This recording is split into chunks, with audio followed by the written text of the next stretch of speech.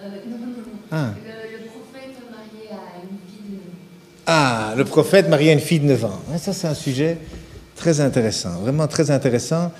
Et je dois dire qu'il a sans doute été la plus grande motivation pour moi, parce que moi, je me suis traité de pédophile, hein, dans un milieu où il y a eu du trou, il y a eu plein de choses, et puis en plus, je deviens musulman. Évidemment, on dit, oui, toi, maintenant, tous les hommes, tous les musulmans, potentiellement, sont des pédophiles. Donc, moi, ça m'a touché. Ça m'a vraiment touché.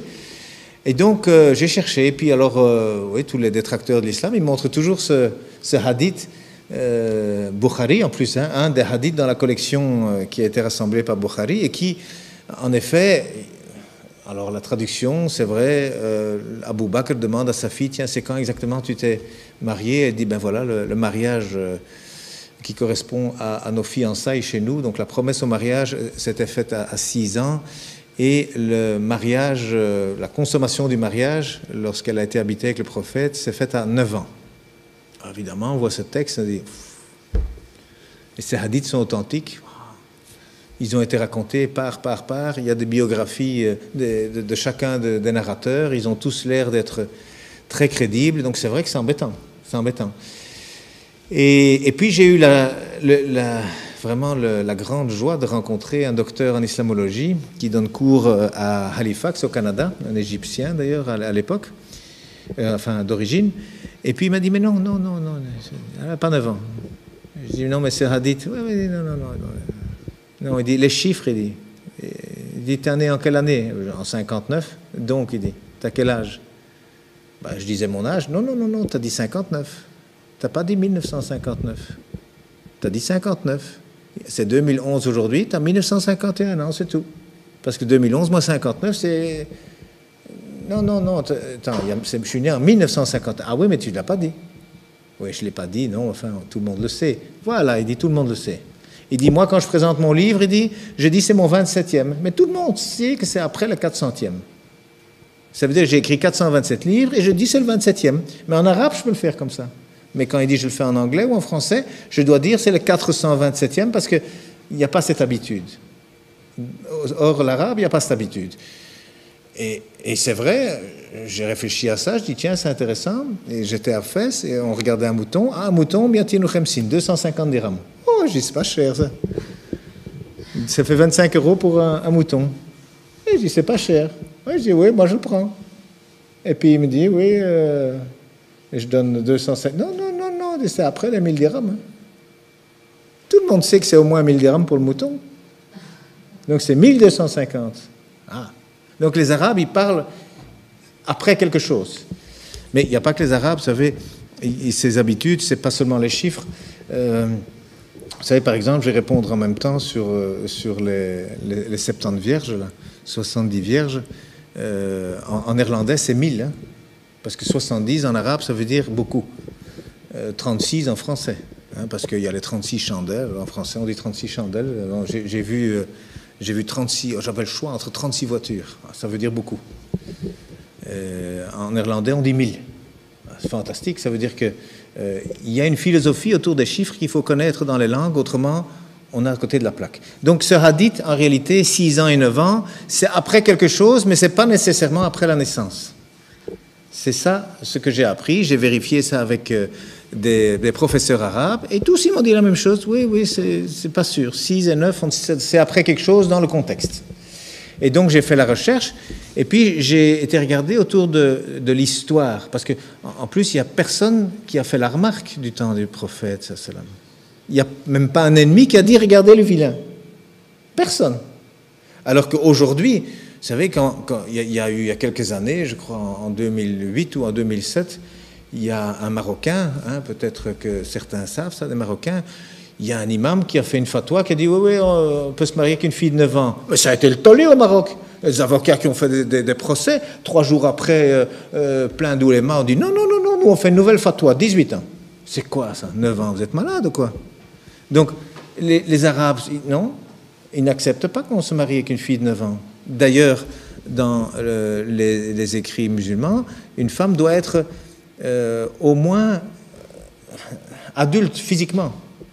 Même si le mariage se fait à 3 ans, à 6 ans, parce que ce sont des promesses de mariage. Hein. C'est les femmes qui s'arrangent entre elles pendant la lessive, comme ça faisait d'ailleurs ici en Europe aussi, hein, qui se disent, tiens, t'as vu ta fille, elle intéresse mon fils, ce serait pas une bonne idée de les marier. Ben, chez les Arabes aussi, ça se fait, hein, c'est tout. Hein.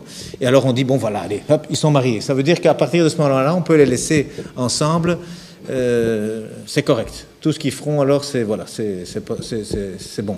Mais la consommation du mariage ne peut pas se faire avant qu'ils soient adultes. C'est-à-dire que la femme, elle doit être physiquement adulte. Alors, c'est vrai, il y a des mariages à 13, 14, 15 ans. Oui, enfin, il n'y a pas que dans les pays arabes, hein, même pas que dans les pays musulmans, il y a plein de pays. Déjà, en Europe, il y avait des mariages avec des petites filles de 6 ans. Il y a des rois qui sont allés se faire marier devant le pape, ici en Europe. Mais plusieurs, hein, avec des petites filles de 5-6 ans. Et eux, ils les prenaient chez eux à la maison. Hein. Bon, c'est pas le catholicisme. Hein.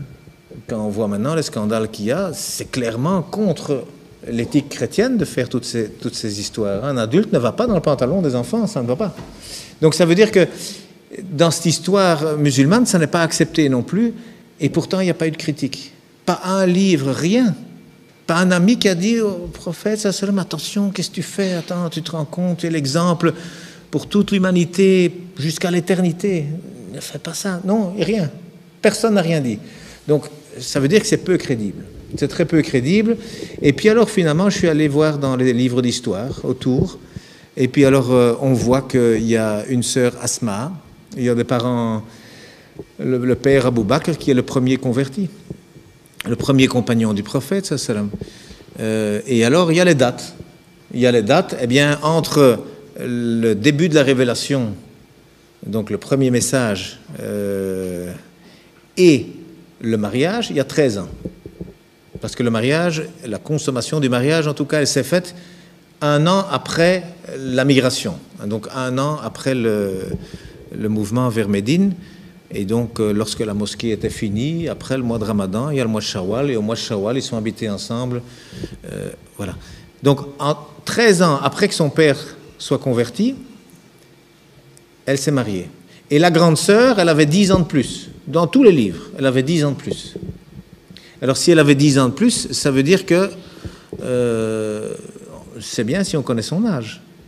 Alors, quand on fait la recherche pour savoir quand elle est née, Asma, parce qu'en plus, elle, c'était, je crois, la 12e ou la 17e convertie, eh bien, elle était la secrétaire du prophète. Donc, la grande sœur d'Aïcha, qui s'appelle Asma, elle était la secrétaire du prophète. Donc, elle a écrit beaucoup, et on a beaucoup écrit sur elle, donc c'est très difficile de faire de la censure autour de quelqu'un qui a beaucoup écrit. Et elle, on sait qu'elle est morte en 73, donc en 73, après la migration. Pourquoi? Parce que c'était la fin du règne plus ou moins islamique et que c'est son fils, Abdallah ibn Zubir, qui a été tué, qui était le dernier dirigeant à la Mecque lorsqu'il a été tué. Et elle était aveugle à ce moment-là et elle avait, disent tous les livres, 100 ans bien avancés. Alors si elle avait 100 ans bien avancés en 73, compte tenu qu'il n'y a pas d'an zéro, elle est née en moins 28. C'est pas compliqué, hein? C'est pas compliqué, elle est née en moins 28. Alors si elle est née en moins 28, ça veut dire qu'à l'Hégire, elle avait 28 ans. Et donc 1 an après, elle avait 29 ans. Donc la grande sœur qui avait 10 ans de plus avait 29 ans quand sa petite sœur s'est mariée. 29 moins 10. Je ne sais pas s'il y a des mathématiciens ici, je ne sais pas si on a besoin d'une calculette. Mais ça fait 19, quoi. Hein. Et en arabe, eh bien on peut dire ça. Tis'ata sanawat ba'da ashara sanawat. Ça veut dire 9 ans après la dizaine. On peut dire ça. Mais quand le contexte, on le connaît, il n'y a pas besoin de dire après la dizaine. Donc ce hadith, c'est un texte, mais encore une fois, on n'a pas le contexte. Parce que les hadiths, c'est le défaut qu'ils ont, c'est qu'ils ne reprennent pas non plus toujours le contexte. Alors même si les mots sont exacts, donc cet âge pouvait très bien être 19 ans ou 29 ans, dépendant, ou même 9 ans après un autre événement, si il y avait eu question de cet événement. Ça veut dire que les preuves pour dire que cette fille avait 9 ans, mais moi je dis elles sont trop légères. Il n'y a pas d'accusation possible, il n'y a pas les preuves suffisantes. Ce n'est pas le hadith, parce que moi j'ai été voir d'autres hadiths, hein, parce qu'il y a des gens qui disent oui, mais elle jouait avec les poupées quand on l'a fiancée. Hein. Il y a un hadith, hein, elle jouait avec les poupées. Je dis je peux voir le hadith? Ah oui, alors on lit le hadith. Alors c'est un hadith qu'on retrouve dans 5 recueils, au moins 5 recueils de hadith, Bukhari, Muslim, Abu Dawud, Imam Ahmed, bon, j'ai oublié le 5e.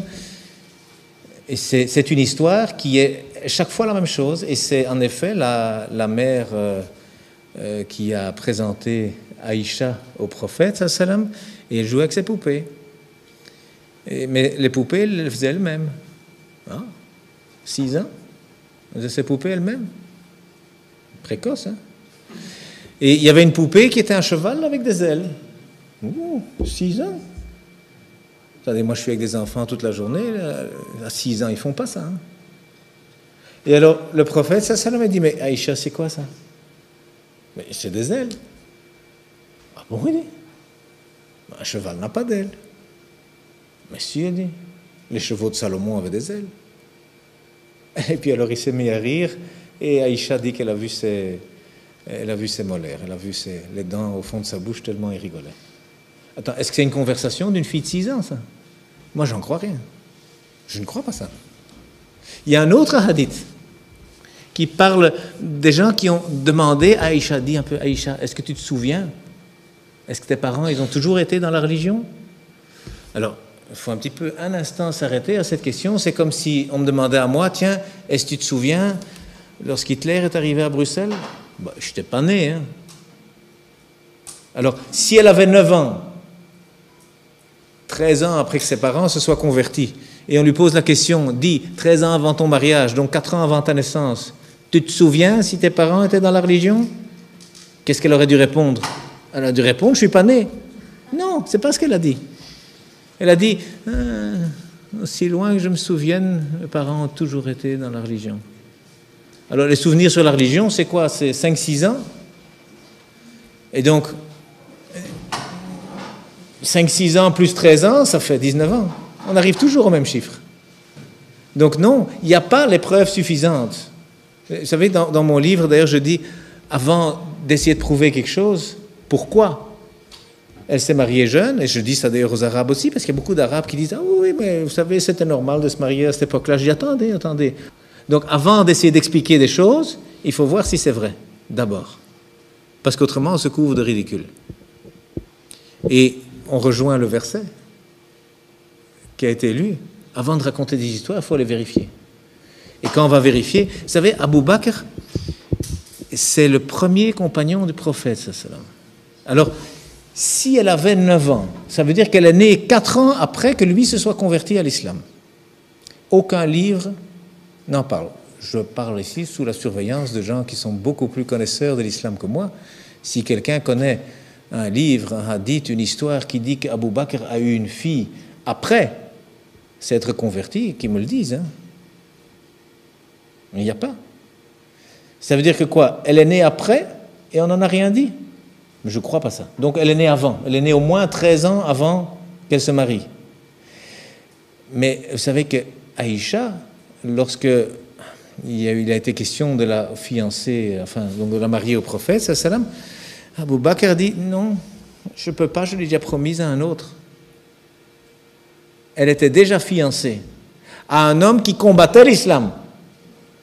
Alors quoi, Abu Bakr, lui, il s'est converti à l'islam, et puis 4 ans après, il a eu une fille, et puis encore après, il a fiancé sa fille à un combattant de l'islam.